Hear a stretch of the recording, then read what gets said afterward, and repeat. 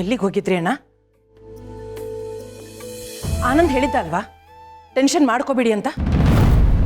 ಇದೆಲ್ಲ ಹೀಗೆ ಆಗುತ್ತೆ ಅಂತ ನಿಮ್ಗೆ ಗೊತ್ತಿತ್ತಲ್ವಾ? ಆದ್ರೂ ಯಾಕೆ ಟೆನ್ಷನ್ ಮಾಡ್ಕೋತಿದ್ದೀರಾ? ಇದು ಸಾಲದು ಅಂತ ಈ ವಿಷಯನ ತಗೊಂಡೋಗಿ ಗೌತಮನ್ ಕಿವಿಗೆ ಹಾಕಿದ್ದೀರಾ.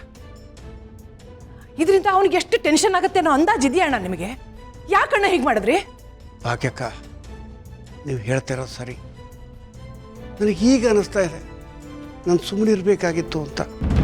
ಅವಳ ಕರ್ಮ ಅವಳು ಅನುಭವಿಸ್ತಿದ್ಲು. ಆದರೂ ಎಲ್ಲೋ ಒಂದು ಕಡೆ ಮನಸ್ಸಿಗೆ ತುಂಬ ಕಷ್ಟ ಆಗುತ್ತೆ ಭಾಗ್ಯಕ್ಕ. ಕರಡ ಸಂಬಂಧ ಅಲ್ವಾ, ಬಿಟ್ಕೊಡಕ್ಕಾಗಲ್ಲ ಅಷ್ಟು ಸುಲಭ. ಭಾಗ್ಯಕ್ಕ, ಈಗ ಅವಳಿಗೆ ಊಟಕ್ಕೆ ಗತಿ ಇದೆಯೇ ಇಲ್ಲೋ, ಮಲಗಕ್ಕೆ ಜಾಗ ಇದೆಯೇ ಇಲ್ಲೋ, ಒಂಟಿ ಹೆಂಗಸು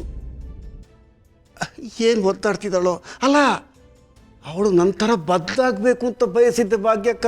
ಆದರೆ ಈ ಥರ ಕಷ್ಟದಲ್ಲಿ ಒದ್ದಾಡಬೇಕು ಅಂತ ಬಯಸಿರಲಿಲ್ಲ.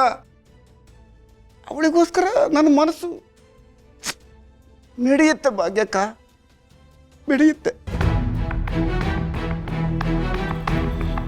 ಅವಳು ಕ್ಲಬ್ಬಲ್ಲಿ ಸಿಕ್ಕಾಪಟ್ಟೆ ಸಾಲ ಮಾಡಿದ್ಲಂತೆ.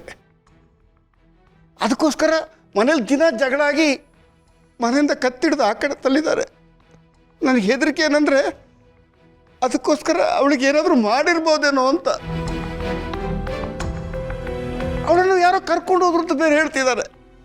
ಯಾರಂತ ಗೊತ್ತಾಗ್ತಿಲ್ಲ ಭಾಗ್ಯಕ್ಕ.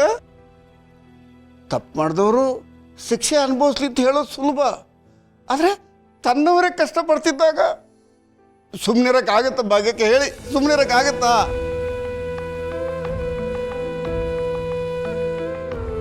ನನಗೆ ಏನು ಮಾಡಬೇಕು ಅಂತ ಗೊತ್ತಾಗ್ತಿಲ್ಲ ಭಾಗ್ಯಕ್ಕ. ಮನಸ್ಸು ಒಂಥರ ಒದ್ದಾಡ್ತಾ ಇದೆ. ಅಂಕಲ್, ಹಣ ಹಣ ಹಣ ಅಂತ ಹಣದಿಂದ ಓಡ್ತಾ ಇದ್ರಲ್ಲ, ಆ ಹಣ ಇವತ್ತು ಈ ಥರ ಆಟ ಆಡಿಸ್ತಾ ಇದೆ. ಇವ್ರಿಗಷ್ಟೇ ಅಲ್ಲ, ಹಣದ ಹಿಂದೆ ಯಾರೇ ಹೋದರೂ ಅಷ್ಟೇ ಇಂಥ ಪರಿಸ್ಥಿತಿನೇ ಬರೋದು. ಈ ಹಣ ಇದೆಯಲ್ಲ, ಹೆಣ ಆಗಿಸ್ಬಿಡುತ್ತೆ. ಆನಂದ್, ಅವ್ರು ಈಗಲೇ ಬೇಜಾರಲ್ಲಿದ್ದಾರೆ, ಸ್ವಲ್ಪ ಸುಮ್ಮನೆ ಇರ್ತೀಯಾ?